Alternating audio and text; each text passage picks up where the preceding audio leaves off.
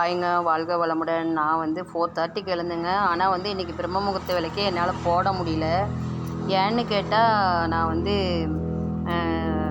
உள்ளார வந்து நான் எதுவுமே சுத்தம் பண்ணாமே இருந்தேன். அதனால் வெளியே மட்டும் கோலம் போட்டு எல்லாம் க்ளீன் பண்ணிவிட்டு அதுக்கப்புறம் வீடெல்லாம் சுத்தம் பண்ணி நேற்று வந்து வெள்ளிக்கிழமை இல்லையா, அதனால் எப்பயுமே சனிக்கிழமை தான் நான் எப்பயும் புரட்டாசி சனிக்கிழமை தான் ஃபஸ்ட் நாள் தான் நான் வந்து சனிக்கிழமை நாளில் தான் வந்து சுத்தம் பண்ணி வீடெல்லாம் அதுக்கப்புறம் தான் சாமி கும்பிடுவேன்.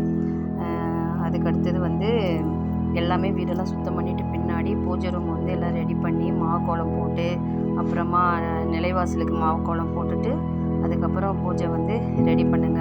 இன்றைக்கி வந்து பாயாசமும் பருப்பு வடையும் தான் வச்சேன் நெய்வேத்தியமாக. அதுக்கப்புறம் மாவிளக்கு போட்டேன். பெருமாளுக்கு வந்து 2வது வாரம் எப்பயும் நான் வருஷம் வருஷம் மாவிளக்கு போட்டுருவேன். ஒவ்வொரு வாரமும் ஒவ்வொரு பூஜை பண்ணுவேன் ஃப்ரெண்ட்ஸ். இப்போ வந்து மாவிளக்கு போட்டு இன்றைக்கி 2வது வாரம் விரதத்தை முடிக்க போகிறேன். எப்பயும் நான் வந்து 3வது வாரம் தான் படையல் போடுவேன். இந்த வருஷம் ஒரு சின்ன விஷயவாக போட முடியல. அதனால் எளிமையாக கும்பிட்டுட்டு வரேன்.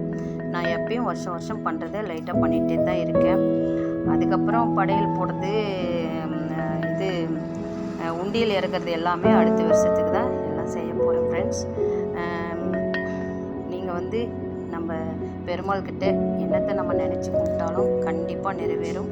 பெருமாளை வழிபடுங்க நல்லபடியாக. தேங்க்யூ ஃபார் வாட்சிங். இந்த வீடியோ லைக் பண்ணுங்கள்.